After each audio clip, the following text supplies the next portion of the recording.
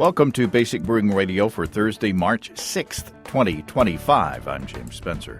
Here at Basic Brewing Radio, we're all about home brewing.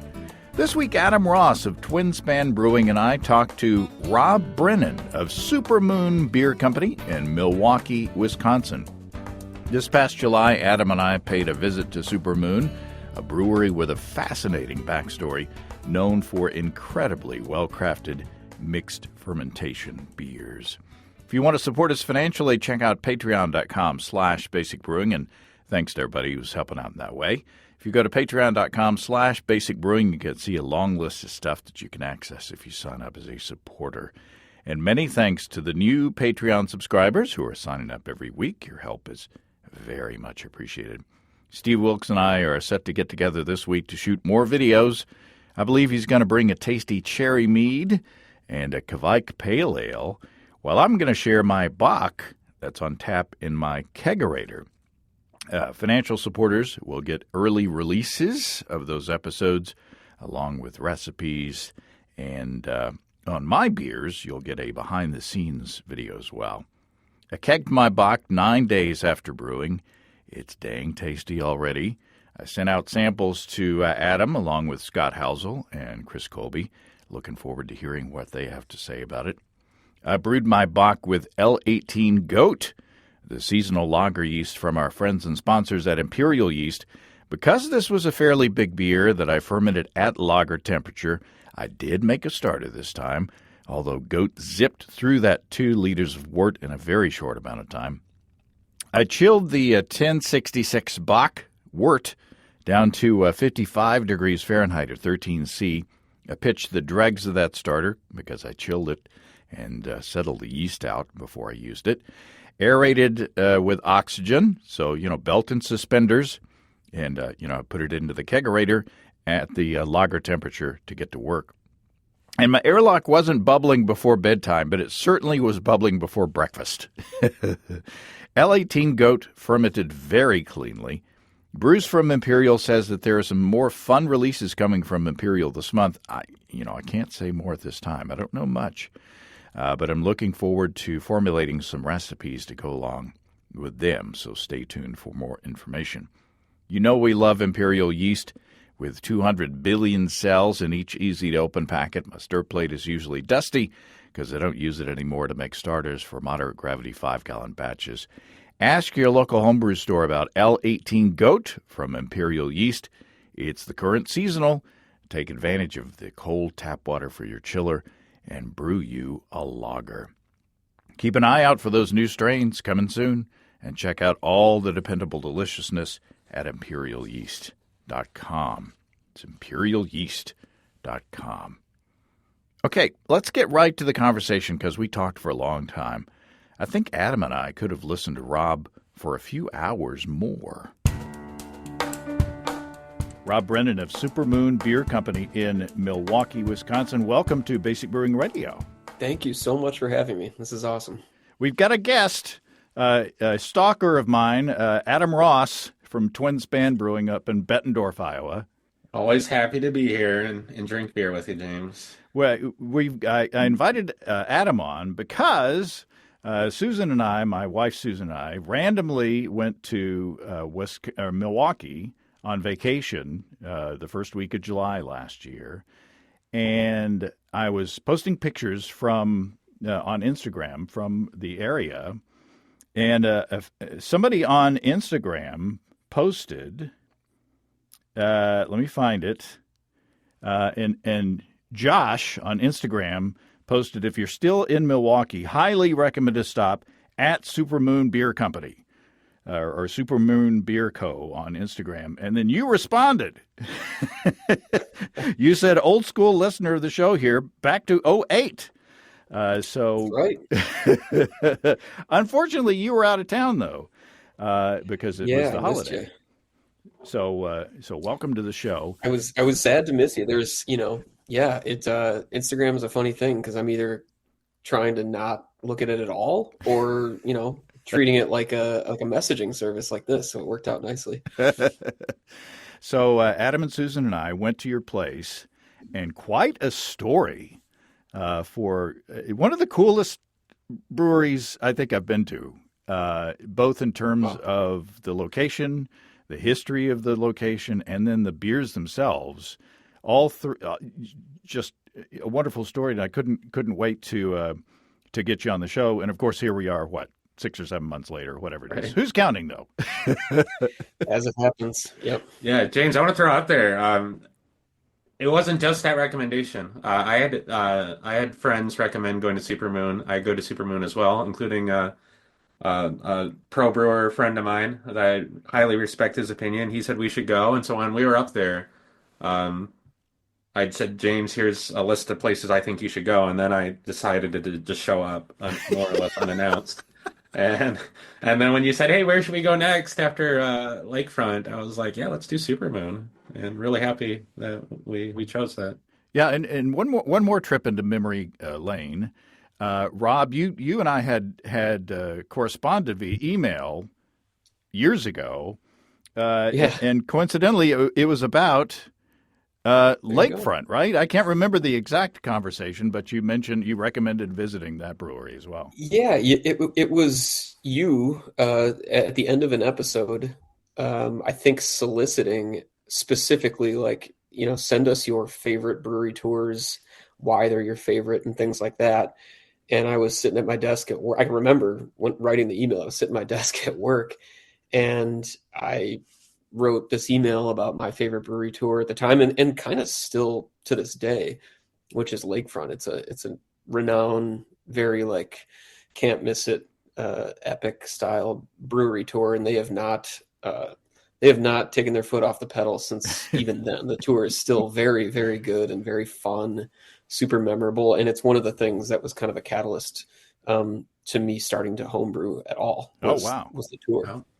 And Adam and I got to do the Laverne and Shirley sing Yeah. song and dance at the end and put the gloves Yeah. on the bottles. And James got cut off early because he was singing too much. Yeah, too I got loud. yelled at and told to shut up by the tour guide because I continued singing after they stop. They stop you singing because of the copyright things, and Sure. I thought, well, he can't lead the song, but I'm a civilian. I could lead the song, and so I continued on singing, and he's told me to shut up. So Yeah, I don't. That's not a negative review of Lakefront. No. James was being belligerent. He was being belligerent. I was going to tell him to shut up. Well, but the host but and beat- then And he, in their defense, I would throw it out there that 98% of the people that are there don't even know who Laverne and Shirley are. So, and then if you can keep it going, more credit to you. I mean, and we've got it on video. Right after he told me to shut up, he handed me a fistful of beer sample tokens. So Nice. I was quite happy to. Tell me to shut up all you want if you give me free beer. So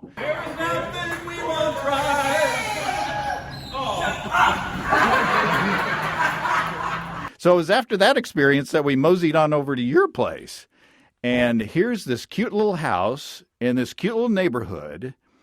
And we walk in, and we're in basically the living room, and I guess the extended dining room, and there's a bar in there now, and just as cozy and quaint as you could ever wish for.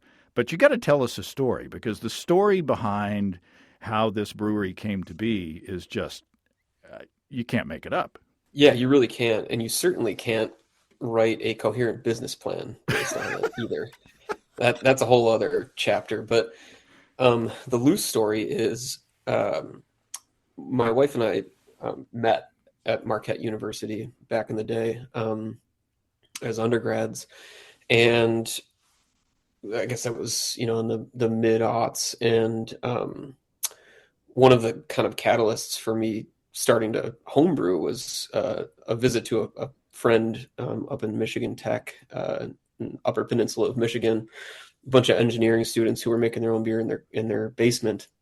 And I kind of quickly came back to my college apartment and started looking, at how to do it myself, and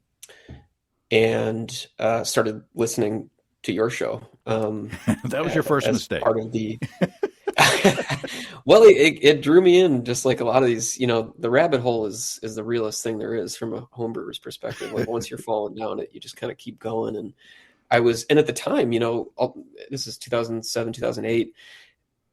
the access to resources other than like classic brewing literature or the Papazian book, or there wasn't a ton of information. There was Homebrew Talk was a big active forum, and Mm-hmm.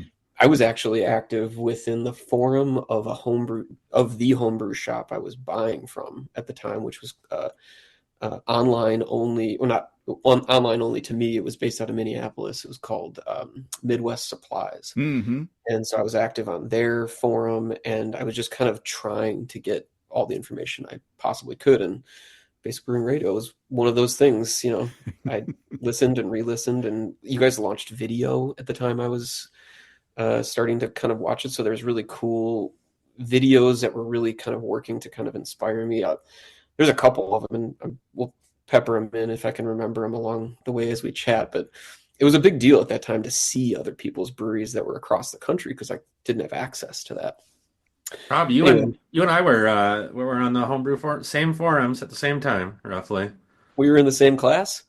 Probably. I was probably '06. I started homebrewing, and yeah, I totally everything you say is 100% correct. Yeah, Some people forget that YouTube wasn't even really a thing yet. I think they might have had a couple videos at that point, a but couple, and it was I Homebrew actually, Talk was it, and yeah, even the HA forums were still kind of in their infancy. So there was a lot of going out to like Midwest Supplies or Northern Brewer forums and just trying to talk to other confused um, customers and homebrewers. or there's a couple of like highly esteemed now like admins of those forums who were really steering the ship at the time. But yeah, I was in, and part of that happened in Milwaukee, and then I eventually returned back to my home in my home city in Chicago, and was there for about a decade. My wife and I became more than friends. We got married. I was still homebrewing, and then at one point in about 2013 or 2014, the ad agency I was working at was acquired by another larger agency, and I was laid off. Got a nice like kind of severance sort of a package, and went to Belgium with my Mm. then girlfriend, now wife. And when I came back from Belgium, that was the second time I had been lucky enough to go. This time, even more of a beer focus was kind of there around me the whole time. And I came back just super more fired up than ever about Belgian beer. And right after that, I kind of linked up with two friends who had exited their roles at Goose Island, which had just been acquired by Anheuser-Busch at the Mm-hmm. time.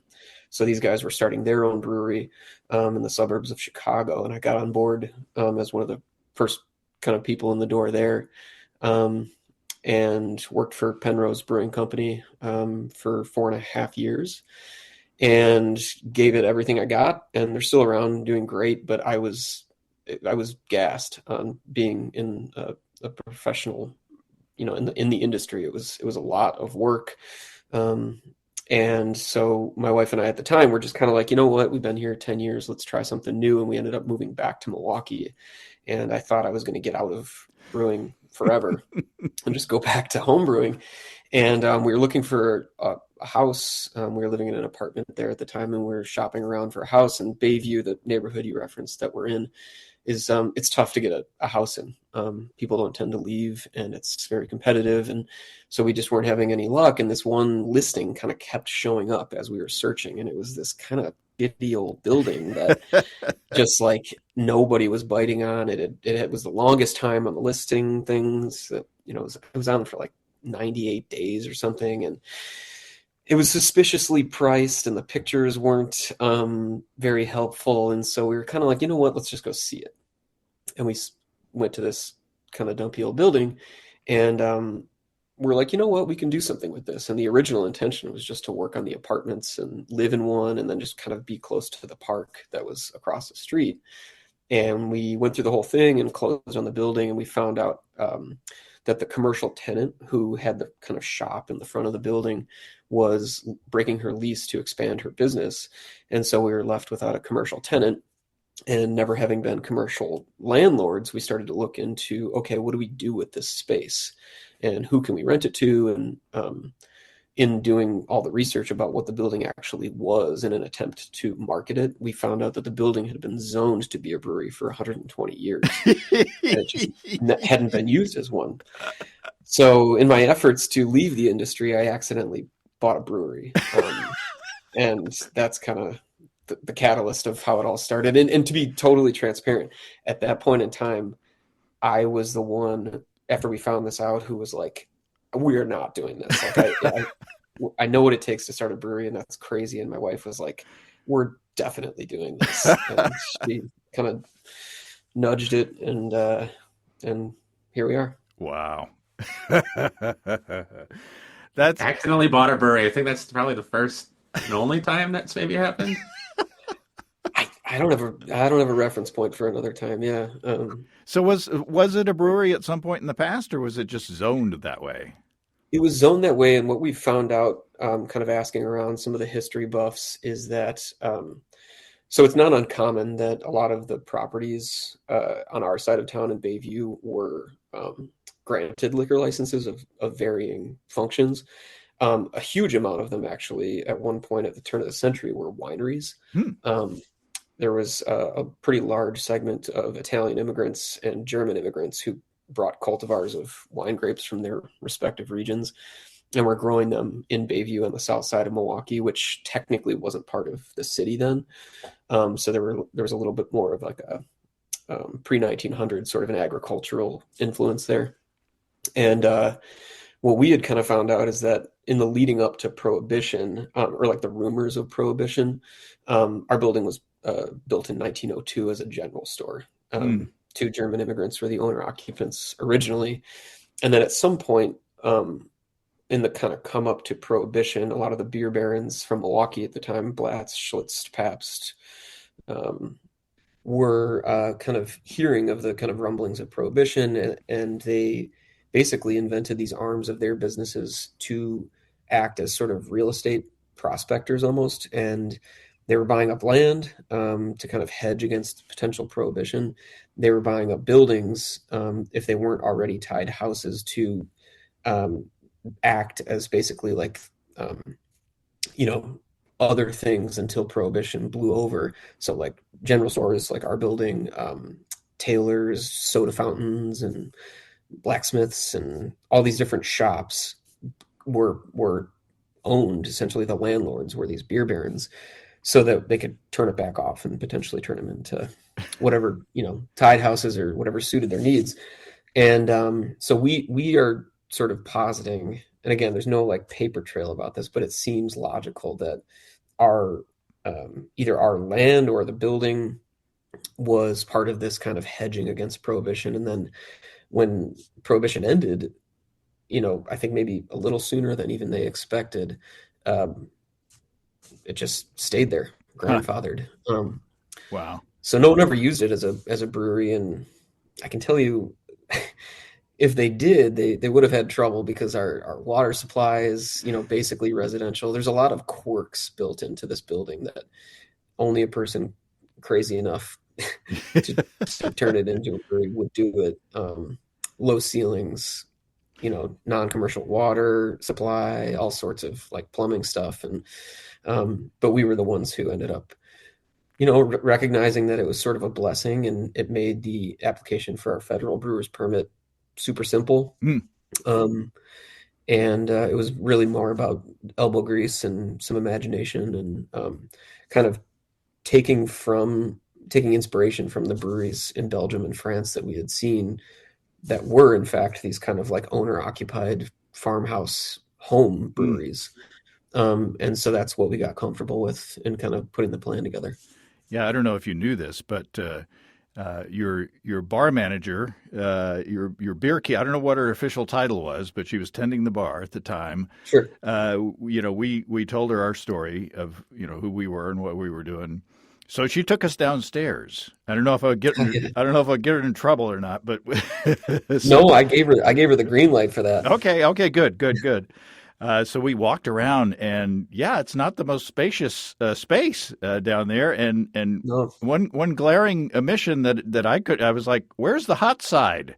There, mhm. there's, It's on wheels. there's. Oh, So yeah. do you actually have a hot side down there? We do. It's on wheels. It's a very small direct fire two barrel system that I learned from my friends at Spiteful Brewing in Chicago. It's perfectly okay to save your space and just wheel it in and out when you need it if you can. Um, so yeah, I have this kind of small two barrel brew house that we set up when we do smaller batches. Um, I can do two turns on that thing to fill my 3.5 barrel fermenters on a bit of a longer day. And then anything in our larger tanks like fives or sevens, or most oak projects these days, I'm working with contract wort production at like two breweries in the area, who can knock out beer to or to wort to my spec, really quickly, really efficiently, and with like very high degrees of quality, Hmm. more than I probably could on a two turn brew day.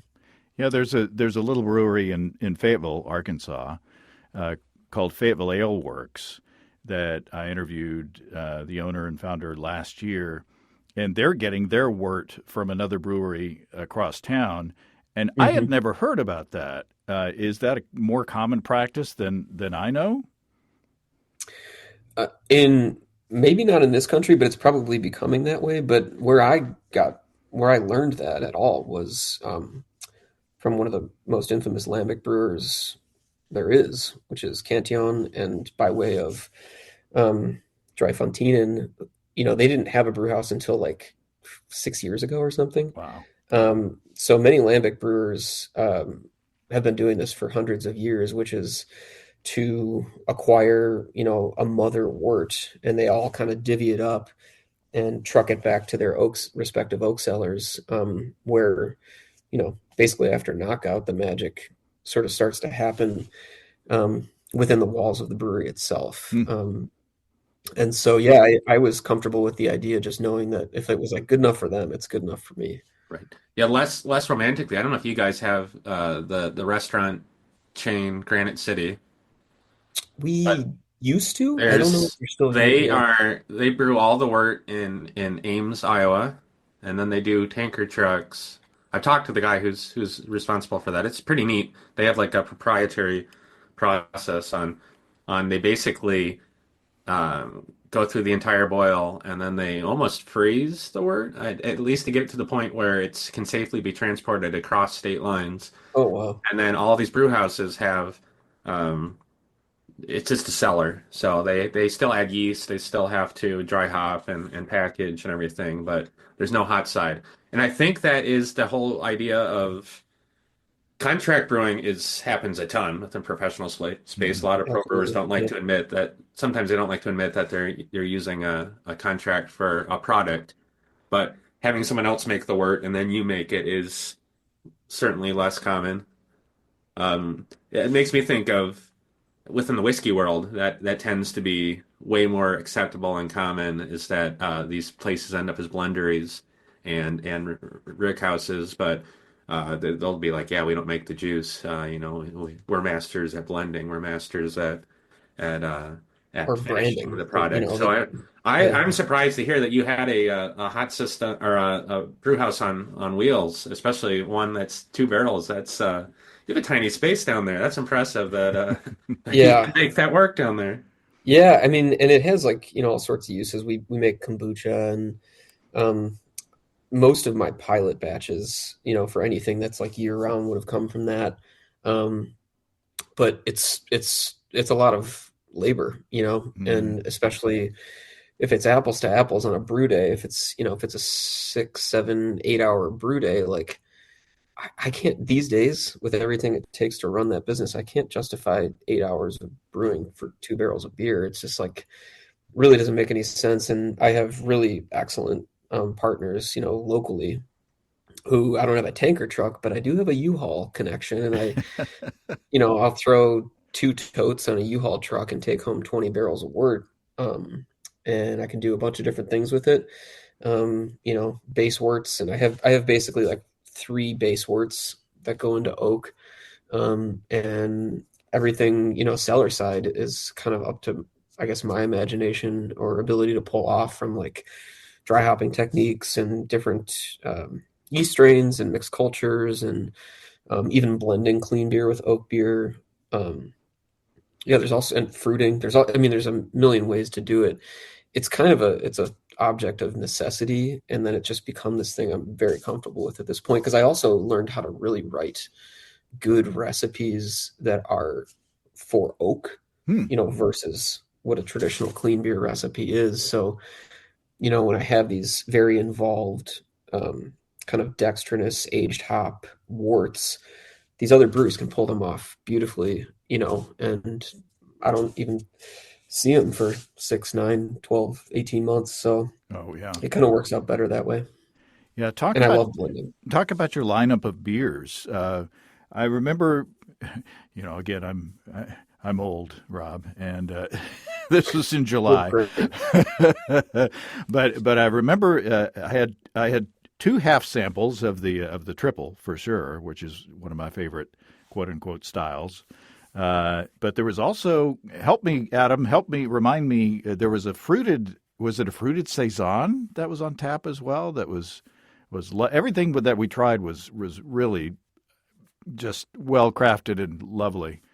Yeah, I'm not going to blame age. I'm going to blame drinking a lot. Yeah. Again, But Both are yeah, we had totally acceptable Rob, things to do. all honesty, I think we had all of your beers. Maybe we missed out on one or two, but between the three of us, we sampled everything. They're all fantastic. I was blown away. Any recommendation we got for the place was underselling you, because even the sour beers, and I'm not much of a sour beer, quick sour or spontaneous or whatever.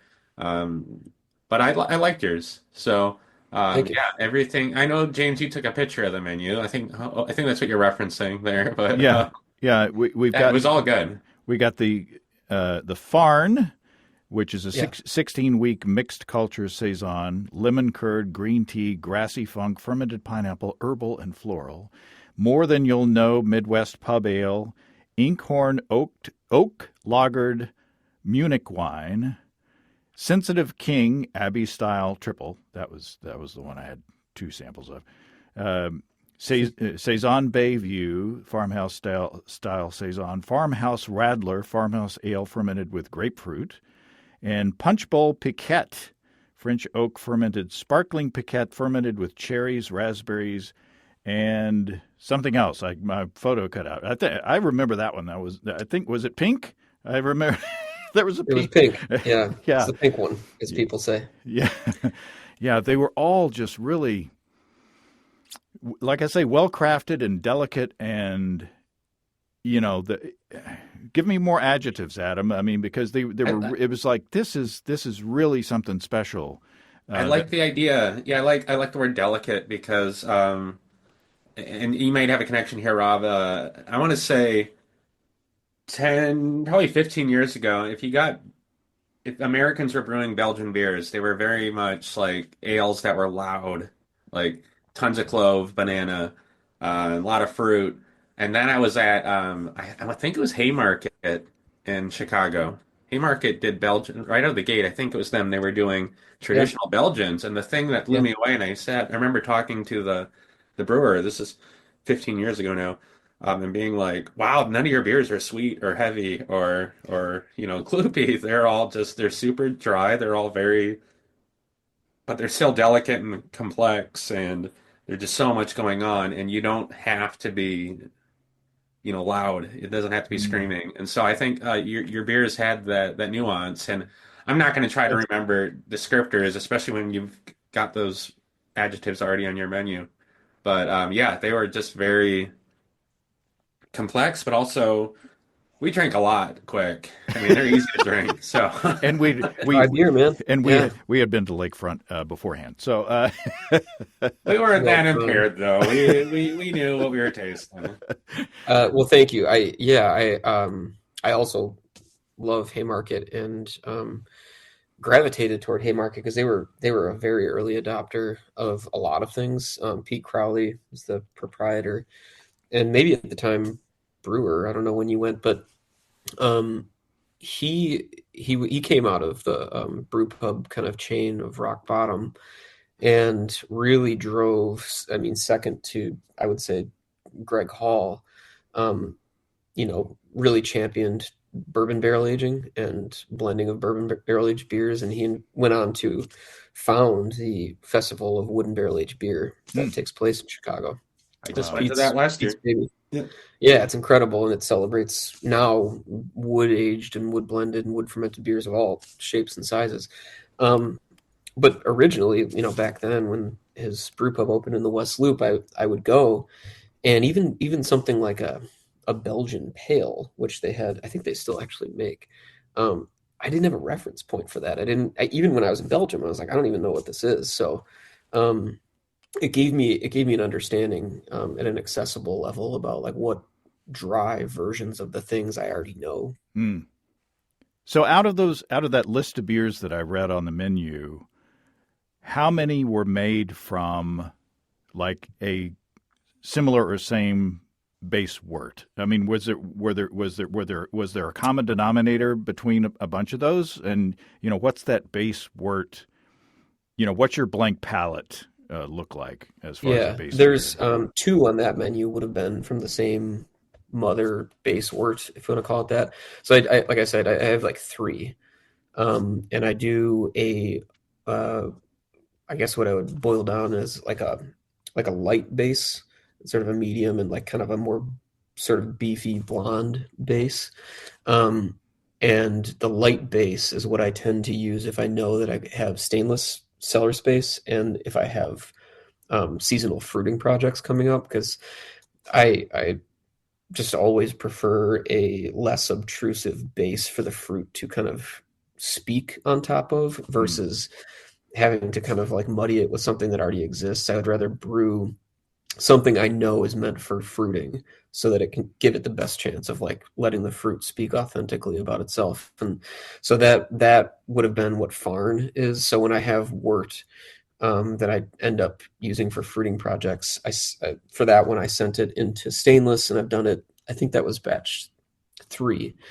And it's a stainless fermentation of that wort with my preferred clean Saison strain and Brett C. So that's hence the 16 weeks is I just let it sit there in stainless and kind of funkify and get all the good isoamyl acetate and pineapple-y kind of funk that it develops. And then on a similar track, that would have gone into our French oak foeder, mini foeder, which would have received the fruiting that you mentioned. I wanted to touch on that because it's one of the beers that it does really well for us. But like technically, I'm maybe most proud of that beer because it's very, very difficult and very, very risky to pull off. So it's called Punch Bowl Piquette, and I basically lifted the idea. I only knew of one other brewery doing it. And they're out of Seattle, Washington, called Fair Isle. And basically the idea is to basically steal the technique of French winemaking called piquette, which is the winemakers recognizing that after they run out their first pressings of grape juice to make their vintages of wine each year, they are left with huge vats full of grapes, physical fruit left behind. And because they only press it that one time, what still lives inside of every single grape and grape skin and seed is potential.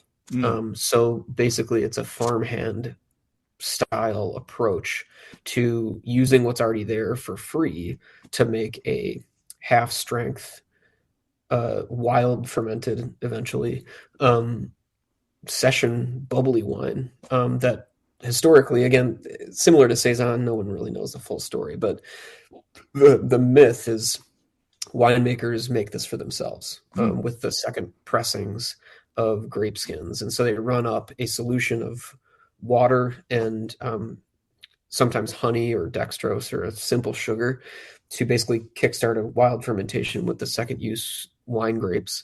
And then they get this kind of half strength prickly beverage, or piquette is how it translates.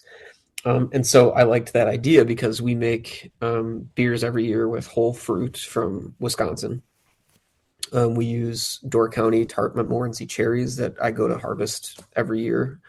And then I go out to the University of Wisconsin Agricultural Research Station in West Madison and outside of Madison in Verona. And they grow micro lots of cold hardy kind of hybrid style wine grapes. And they do research on them, and then they sell them to us at an extremely fair price on harvest day. So we make these. We also make these products that are kind of agricultural products of Wisconsin with whole fruit, and so I liked the narrative of giving that fruit a second life and creating a completely different beer from that fruit. And so I started experimenting with it probably 5 years ago, and it's risky because everything that fruit beer was supposed to be already happened. So we make a cherry beer or a wine grape beer, and then it's me running already fermented beer back up through a fruit bed and introducing a boiled solution of sugar water to kickstart that fermentation. And then I wait for whatever's living on that fruit to ferment. Wow. So it's kind of a guess. And depending on, we typically rack fruit beers off of fruit or out of the barrels in like early spring. So it's still kind of chilly down in the brewery, and it's just like a risky thing every year. And we've had 1 year that I chose to dump the beer, but every other year we make a piquette, and people like love it. I love it. The acidity is really nice. The fruit quality is nice, and it helps the margin of everything. It's a very inexpensive beer to make. It's high risk and high reward, but it's a really fun thing when you start tasting it out of the barrel, 10, 12 weeks after the kind of reinoculation and, introduction of wort into things. And it's like, oh my God, it's going to be good this year. This is great. It's a very exciting. That makes me think of tepache. Have you made a tepache? No, it's a pineapple. Yeah, so it's one of the only, actually, it's the only spontaneous beer I've done commercially, and it is the scraps when you go to make when you carve a pineapple. So the core and the skin, and you add some sugar. You use piloncillo or probably piloncillo, yeah. Add in cinnamon, add in some other stuff, and you let the yeast latent on the outside kickstart fermentation again. And so it ends up with a really low alcohol, gentle but tart, kind of earthy from the peel. And when I've done it, we didn't just go tepache, we blended it into another beer. But that's really cool. I love that. You say it's risky, but yeah, when it works, that's got to be amazing. One for a business owner, like you said, yeah, the yield is great because you're getting the margins are great because you're using a product twice. But also now you've got a story, and now you've got this thing that's even more of itself than it was in the first place, almost. Well, and it's validating too, because I don't know, any business owner would probably, if they were being honest, tell you like there's a huge amount of this kind of like imposter syndrome that you go through when you're putting your heart up, on your sleeve, and you're putting beers out into the world, and you hope people like them. And it's this thing where it's like, this is a very technical thing to pull off. And not only does it hit the mark objectively, but subjectively, people really, really like it, and they're looking forward to it. And it's created this kind of like its own little life around like Punch Bowl Piquette season and stuff by us. And that's just kind of a fun, validating thing to be like, okay, like this works and people dig it. And, especially it's home brewer stuff. At the end of the day, it's like every home brewer loses sleep, over every single thing and tries to get the best yields. And like, it all goes back to that kind of like not wanting to waste a drop and hoping you're doing it right and trying your best to like make it happen and be proud of the result. And it's really the same thing, I think. And the fact that there is a risk factor, that, maybe it won't turn out this year. And then when it does, it's like, oh, yay. Yeah. Oh, it's a thrilling day when we package that beer. It's also it's a very delicate, it's a very fragile thing. So packaging is concerning, but I've gotten very comfortable with my bottle conditioning process, and the ability to kind of scrub oxygen out of any of these things is a huge benefit for the beers we make. Yeah. How much do you do on the quote unquote lab side? Do you try to harvest any of these wild, critters that are on this fruit and use them again in another batch, or do you kind of let nature take its course? Thank you for the generous use of the word lab. I've been in your basement. Yeah. I used to be very into the microbiological side of things. And weirdly enough, it took me starting a commercial operation to start to lean into Mother Nature and kind of lean on Mother Nature a little bit more. And we have found I guess, what is it? We started producing beer in 2019, so almost 6 years ago. I found the concept of a house culture, whether it's whether it's harvested out of a tank or a vessel, or whether it's me just not doing too much to clean. Not to clean, but like a good example is the two vertical like mini fooders we have. My process for taking beer out and putting beer back in is very like, it's not I don't CIP those. I rinse them with hot water, right before a fill. I rinse the actual yeast bed, of what would have settled from the previous batch out, just to avoid like autolysis and weird, like obviously dangerous risk factors. But then I give them a steam to try and kill off Acetobacter and kind of those types of acid producing organisms. And then I just fill it again with a really like a basic, this clean Saison strain that I like to use, which if anyone cares is Omega Saison 2. It's my preferred Saison strain. And then I just let that take it to, nearly terminal, 1.5 for 2 Plato. And then whatever lives in that barrel, most of our barrels that I've repitched and used have their own sort of internal kind of microbiological uniqueness. And some barrels produce certain things and some barrels produce other things. And they sort of just take up residence in the pores of the wood and show themselves, 6 months later. And I've found the kind of resident culture within the wood to be, if you just kind of like let it do its thing, it yields much more diverse blending components, and sometimes single barrel products where I taste it right out of the barrel and I'm like, you know what? This one has everything I want it to have. It's going to be a single barrel, done. And so I've become very comfortable with just sort of saluting the beer on day one and checking back on it, several months down the road and leaning into whatever has taken up residence within the pores of the wood at that point. Wow. It doesn't, it's not 100% accurate, obviously. But there are cases where I will, pull an ale and taste a barrel and I'm like, this isn't great, or it's bad. And my initial move isn't to dump it, immediately. I just kind of like walk away from it. And what happened with one of those recently was this beer that ended up being single barrel 6. I tasted it in, I think, year 1 and then year 2, and I was just like, I don't even know what this is. It's bad. I'm just going to walk away and do something else. And then approaching year 3, it was absolutely incredible. Wow. And had I dumped it, I would have missed out on a single barrel 3-year beer, which we ended up using as the first release of our bottle club.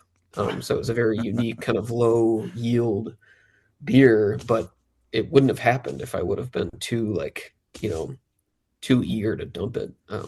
It, It it, turned a corner. It took 3 years. it seems like I remember a story of Vinny Chilurzo when he was first, getting into playing with bugs. And, this one beer came out like all ropey and kind of slimy looking. And, it was just like anybody with any sense would have dumped the beer, but he left it for whatever reason. And I think he said it was sick or something. And then it got better. Yeah, sure. It got better. So, sometimes just like letting go and letting, I mean, obviously it's not going to work in every instance, but sometimes, I guess, if you have the patience, which I generally don't, things work out down the line. That has to be, is that part of your nature, or did you have to kind of learn that? Vinny is a trailblazer for a whole host of reasons, and not the least of which is the nails in my barrels are referred to as a Vinny nail. It's if you call McMaster Carr as the supplier, they know what the Vinny nail is at this point. So he's an innovator, he's a trailblazer, and one of those things was bringing up that conversation of like what pediococcus rope sickness and all this thing is, and a lot of people started to look into it after the fact and kind of document their experiences and research it even.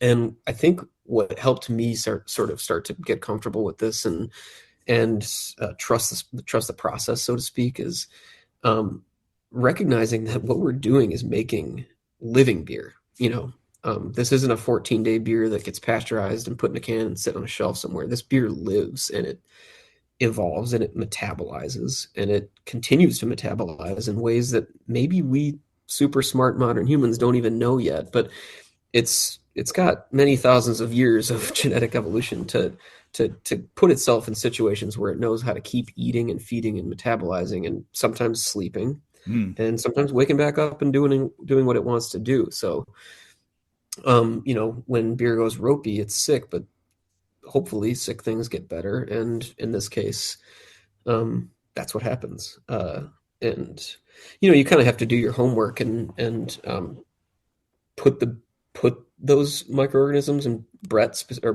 pedio or lacto or whatever the organism is. You have to sort of set them up for success to do that. But I think Mike, one of your former guests, and I would call like an OG Mike beer Tonsmeyer. guy.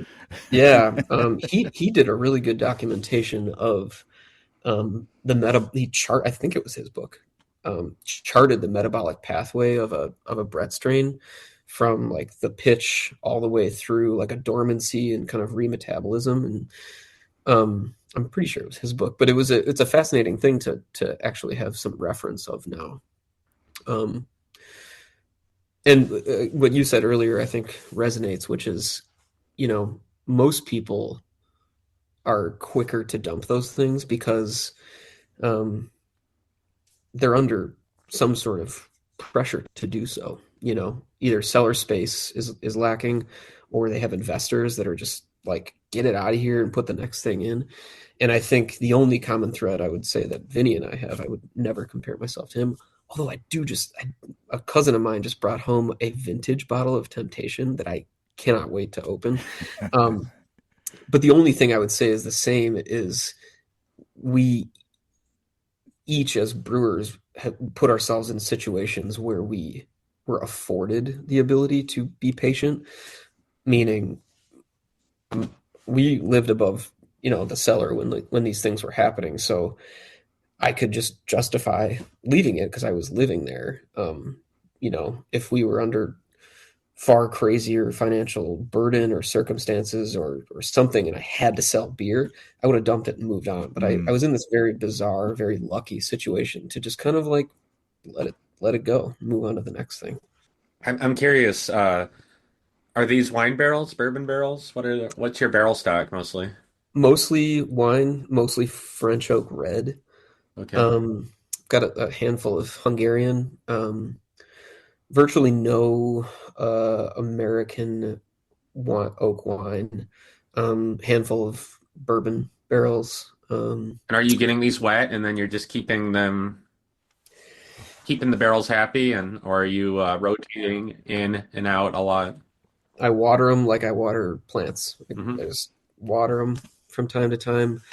Um, our cellar, I don't know what it felt like in July, but it doesn't swing very much. It's below deck, so below ground level, and so the humidity swings aren't crazy and the temperature swings aren't that crazy. So we don't get a lot of breathing, happening, which is good. The bourbon barrels are obviously more sensitive, and we get a handful of freshly dumped gin barrels every year from a distillery up the street that are ex bourbon barrels Mm-hmm. that they make barreled gin in, and so I take pretty good close care of those too because they're pretty fragile. But the wine barrels and the puncheons are pretty hardy. I keep them I hose them down from time to time, especially during the cold weather months. But um, most of the barrel stock that we have, unless it's one or two or three beers that have really gone sideways that I cannot work with, that I don't see potential in, turning a course. Um, Most of them stay, and I just repitch into them. I give them a blast of water and kind of turn them over upside down to get the old yeast out of it. But then I just repitch some fresh yeast and let whatever was living in there do its thing.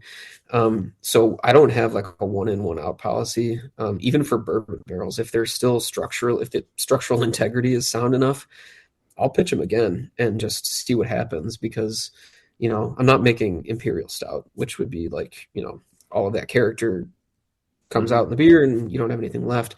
I actually intend on that, and I want to lean into the oak neutrality and use the barrels more as a home for Mm-hmm. for microbiological diversity than for the barrel character itself. I prefer oak neutral Mm-hmm. versus, oak infused and all that. How So many barrels roughly do you have in yours? I don't remember seeing Um, your barrel room. Was that down there too? Yeah, it was in the center cellar. So we basically have like the front, or like I guess the back toward the alley cellar, which is where the stainless is, and then a handful of barrels in there. And then the mill cellar is rows of two Oh, high. Uh, maybe James remembers. I was drinking at the time, so um, no, it well, it's remember a disorienting space too. it. But yeah, we have that cellar in the middle, where the majority of that oak is. It reminded me and I'm trying to blank on the name. I was in St. Louis years ago, right before Side Project started up, and they had the one brewery, and I'm blanking on the name of the brewery, but it was mostly their clean beers and their traditional, and imperial stouts and pale ales, The whatever. perennial, What's that? perennial. Yes, perennial. Thank you. And then at the time, the brewer Corey, I believe. Um, was like, hey, talking to him, he's like, let me show you this thing I'm working on, his literal side project. And Yeah, he went past this wall, and there's just this room filled with wine barrels, bourbon barrels.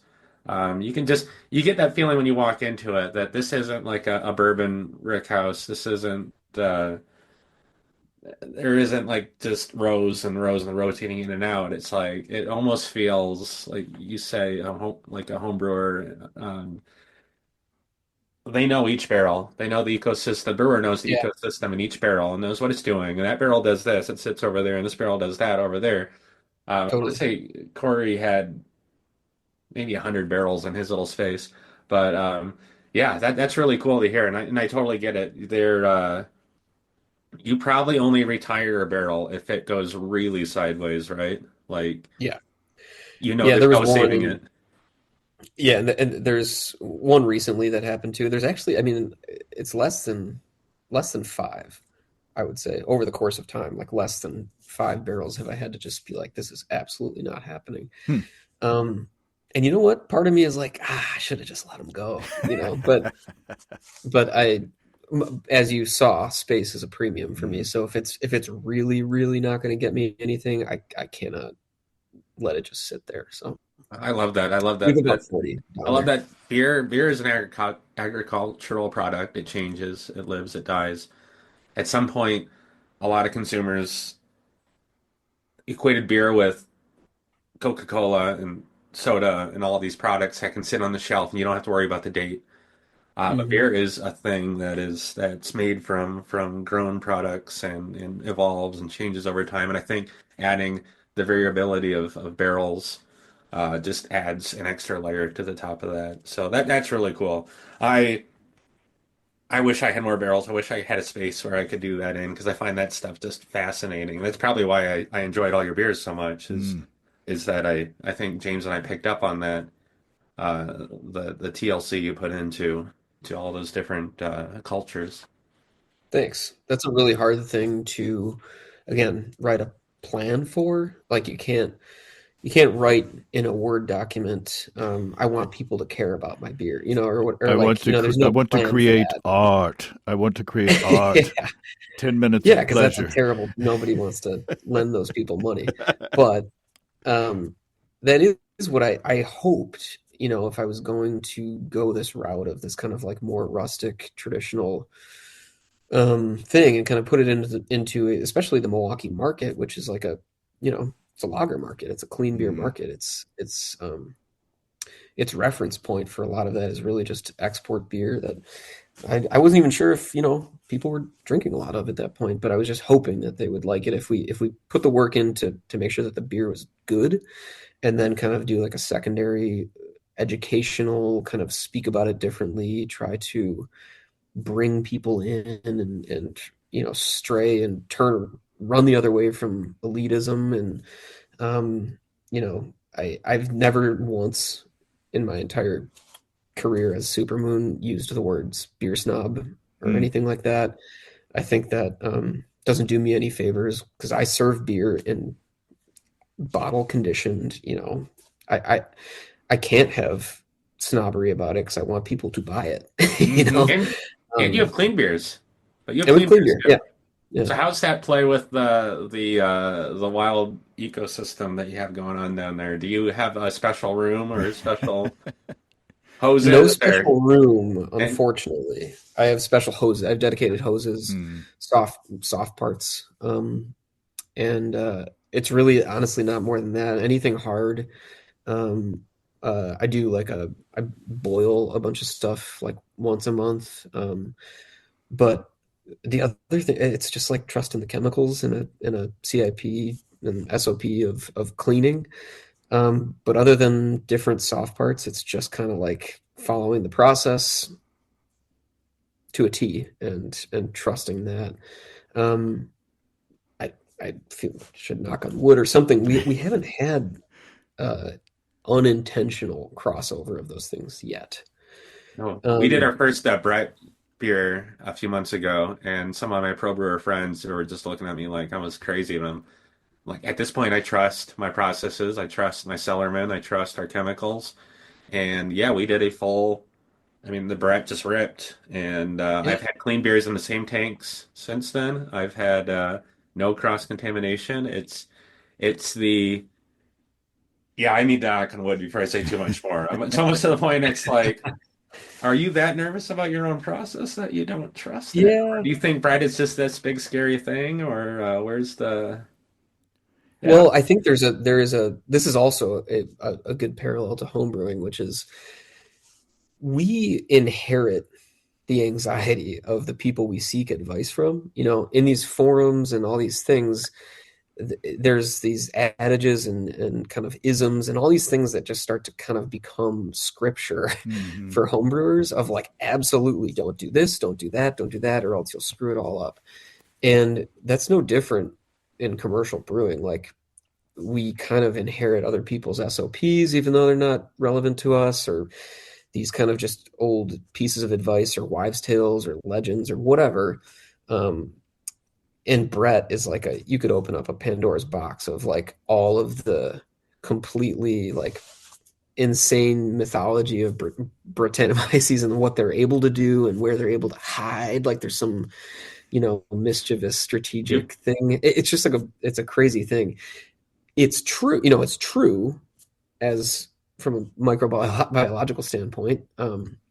They need to be treated certain ways, or you have to do your best to kind of like uh, get ahead of it or separate process or whatever. But in terms of like some of that stuff, I think it's just kind of overly cautious, wives' taily Yeah.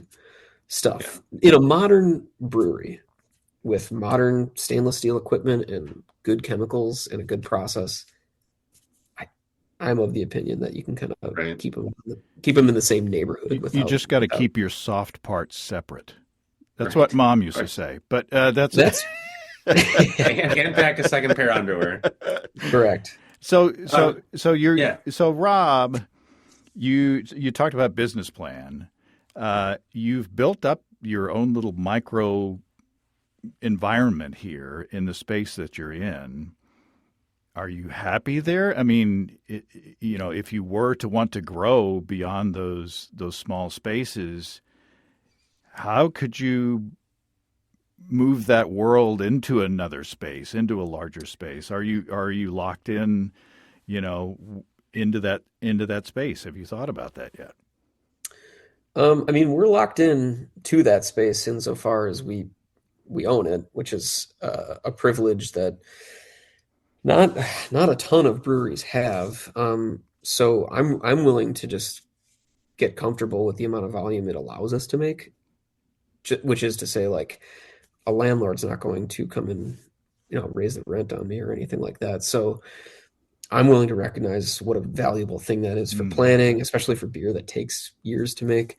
Um, the way I started doing the business plan originally was literally down to the square inch of cellar space. And I sort of determined, and I think it's pretty accurate, is I could produce 300 barrels of beer a year out of that space. Wow.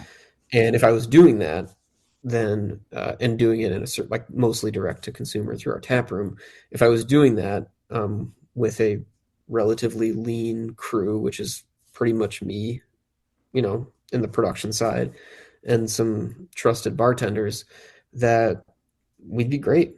Everybody would be paid well, and the business would be healthy. And so I felt really good about having a target at all, because it's not about keeping up with the Joneses or landing some lucrative distribution thing or whatever. It's really just like, here's the ceiling of good, better, best. If we're we made 125 barrels last year, and we're doing great. So Mm. I'm like, all right, well, if we hit 300, we're going to be doing really great. And then after that, I am looking into alt prop style agreements, places where I could kind of take up residence in other people's much larger, underutilized spaces and produce wort or Mm. beer, stainless, clean beer. I think now in this climate, professionally speaking, people have more space than they probably need. And alt props and contractual sort of production agreements are going to start to be a pretty common thing. So I've got some conversations out there about kind of what that might look like too. Well, it sounds like you're at a good place.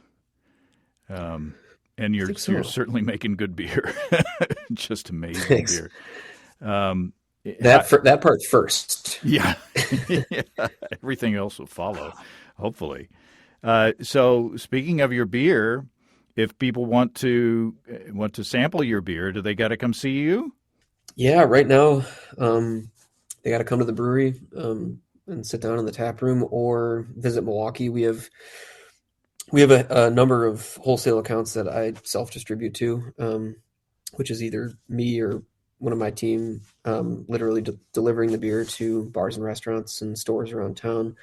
We have some beer in Madison, and we have some beer kind of in the southern Wisconsin, southeast Wisconsin market. So we're in about, I guess I would say, probably like 40 wholesale accounts all in. So if you're around town, you'll probably see us. Otherwise, you got to come to the brewery. Um, and then that's kind of it right now. We are looking at a potential like small market distribution agreement in Wisconsin, um, and maybe some action in Chicago. Mm. But other than that, it's kind of in said business plan. I wrote that we are vehemently trying to not take over the world. So That's our mission. Oh, wow. And probably extra special stuff just at the building, right? Yeah, just as a product of yield, like some of like a single barrel, for example, is really just about two beer barrels of beer, and it doesn't make sense to take a distribution margin on that. So we keep those ones in house, and the really, really rare stuff is saved for our we call it Cellar Society. It's our bottle club. Rob, we're keeping you up late, and you got young kids and a business to attend to. This is a treat. It's a treat. Really, really nice to be here. It's a bigger treat for us. It was wonderful being at your place and just listening to you talk about your philosophy and your techniques, and it's just inspirational to me. Just like it's the kind of stuff that used to really light my fire back in the days, when I was just homebrewing and reading Zymergy and reading these stories about these people just making this wonderful stuff and just creating magic. It's like magic almost. So, well, it goes both ways, James, and I would be remiss not to reference this like very specific thing I really wanted to reference while I was on the line with you, which is there was an episode. It was one of the earlier Basic Brewing video episodes where you or Steve, one of you guys went to a brewery that was, I think, maybe in Arkansas. And the brewery was a very small operation. I believe the owner lived like next to the building that they built. It looked like kind of like a pole barn style brewery. And their product that they released to market was growlers. They filled growlers and they sent them to the grocery store and they put, a date on them. And even like way back then, I was like, I must have watched that video 100 times. And I was like, if they can do that, that seems like a very hands-on, they put the love into every single thing. They bring freaking growlers to a grocery store, and it's a product of the times as well. Mm-hmm. But they did that, and I was so inspired by that back then that it kind of kept a fire burning to be like, there's all sorts of ways to do this. There's being a brewery next to a brewery does not mean you're the same thing. It's just like everybody has their own path about getting these things into existence, and you pull them off however you can pull them off. There's no apples to apples comparison. Mm-hmm. The only thing I think breweries have in common is that we make beer. Yeah. Everything after that about how they're structured and financed and run, all that stuff is unique to each brewer. And I kind of kept that from that specific episode. So wow. Thank you for that. Rob, you're an inspiration. And Adam, you're no slouch either. You're doing pretty good. I appreciate that. No, Adam is making killer beers as well. I hope we can exchange some beer someday, Adam. Ooh. Yeah, I hope so. He'll be not too far away. I was going to say he'll be back at your house next week. Right. So. All right, guys. Well, thanks so much for spending the time. And sorry it's taken this long. Thanks, Rob. Thank you both very, very much. I appreciate it being on. Many thanks to Rob and Adam. I would love to go back to Supermoon now that I know so much more about Rob's process. And I think the video episode that Rob was referring to was from 2008 when Steve and I went to Mount Carmel Brewing in Cincinnati. There's both a video and an audio episode. That was only 17 years ago. Wow. That's great. If you have brewing questions, show suggestions, or just want to say howdy, write to James at basicbrewing.com. You just fill out the contact form on basicbrewing.com, and please don't forget to tell us where you're from. Check out our mobile-friendly shop at basicbrewingshop.com. Thanks to everybody supporting us through our Patreon page. Special goodies coming your way. Check that out at patreon.com/basicbrewing. It's all until next time. Until then, thanks for listening, everybody. I'm James Spencer. Production help for Basic Brewing Radio and our website is provided by Kelly Dotson. Basic Brewing Radio is a production of Active Voicing. We'll talk to you next time, everybody. In the meantime, stay well and stay tuned. So long.